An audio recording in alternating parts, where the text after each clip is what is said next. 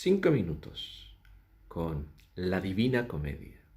Soy el poeta Gonzalo Villar Bordones. Capítulo 13.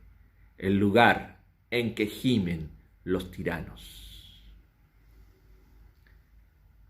Primer giro del séptimo círculo del infierno. Foso de los violentos y llegada al bosque de los suicidas. Parte final del canto 12 e inicios del canto 13. En los próximos minutos visitaremos el rincón del infierno en que gimen los tiranos, sumergidos en un río de sangre y fuego, mientras centauros los asedian con sus flechas. ¿Cómo castigaría usted a sus tiranos? Aquellos que dispararon contra Santa María Escuela, los que ordenaron bombardear ciudades, esos que hicieron gasear a millones en campos de exterminio. El implacable Stalin, Trujillo, Franco, Gustavo Díaz Ordaz, aquel de la Gran Marcha, Nixon, haciendo crujir nuestras vidas. Yo a los nuestros los sentaría junto a la familia de tanto desaparecido, con el encargo eterno de explicar su barbarie, mientras se ahogan en tanta lágrima y buscan esos miles de cuerpos, hueso por hueso. ¿Cómo imagina usted el recinto infernal de los tiranos? Retornando al texto de la comedia, los poetas se pusieron en camino junto a Neso, el centauro asesino de Hércules, marchando por la orilla de aquel rojo hervidero de sangre, el Flegetone. Los condenados daban terribles gritos. Algunos estaban sumergidos hasta las cejas, que al decir del gran centauro, eran tiranos que se cebaron en la sangre y la rapiña, añadiendo: aquí se expían las maldades inexorables. Aquí está Alejandro y el cruel Dionisio, que tantos años de dolor hizo pasar a Sicilia. Y aquella frente que sobresale con el pelo tan negro es Asolino, y el rubio, obiso de este, que verdaderamente fue muerto allá en el mundo por su mal hijo. Aquí Virgilio dijo a Dante: oye primero a este, después a mí. Lo que luego dijo Virgilio no quedó registrado en la comedia. Poco más allá, fijó el centauro su vista en unos que parecían no sacar la cabeza de aquel hervidero más que hasta el cuello, y nos mostró una sombra que estaba sola a un lado, diciendo: este traspasó en la misma casa de Dios el corazón que se ve todavía honrado sobre el Támesis.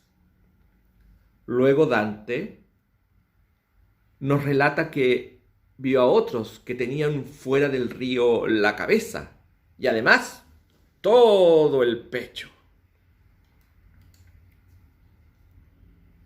Y de estos dijo conocer a muchos. Y así iba bajando más y más el fondo del foso hasta que ya solo cubría los pies. Y entonces los viajeros cruzaron el foso. El centauro explicó que cuando el agua bajaba en un sector, subía en aquel en que está decretado que gima la tiranía. En el lugar de mayor profundidad se castiga eternamente a Atila, Pirro y Sexto, mientras se arrancan lágrimas a Renier de Corneto y a Renier Paso. Cruzando el río de sangre, los poetas entraron en un bosque que no tenía señal de camino alguno. Las hojas de los árboles no eran verdes, sino oscuras. Las ramas no eran lisas, sino nudosas y retorcidas. No había frutos de ninguna especie, sino espinas y beleños. Esto es una planta narcótica, los beleños. Habían llegado al bosque de los suicidas. Antes de despedirnos, digamos que entre los castigados en el ardiente y sanguíneo río figura Alejandro Magno, que ordenó la crucifixión de 2000 personas tras la toma de Tiro. Aunque para algunos se trata de Alejandro de Feras, tirano de Tesalia en la época de Platón, que hacía sepultar vivos a sus adversarios o los arrojaba a los perros hambrientos. La mención a Dioniso de Sicilia se asocia a Dionisio el Viejo, que destruyó la incipiente democracia de Siracusa en la época de Sócrates. El Celino III da Romano era un líder militar gibelino en la zona de Trevi, famoso por su afición a la tortura. Obeso del Este es el que puso término a la protodemocracia en Ferrara y fue asesinado por su hijo. La alusión al que asesinó a otro en la casa de Dios corresponde a Guy de Montfort, mercenario inglés que guerreaba en Italia en posición contraria a la de Dante y asesinó en venganza a su primo Enrique de Almain en el altar de la iglesia de San Silvestre en la localidad de Viterbo. El corazón de la víctima fue llevado a Londres y puesto en una urna dorada que se exhibió con honores en un puente del río Támesis. Atila es evidentemente el rey de los hunos, llamado el azote de Dios, que llegó hasta las puertas de Roma en las últimas décadas del Imperio Romano de Occidente.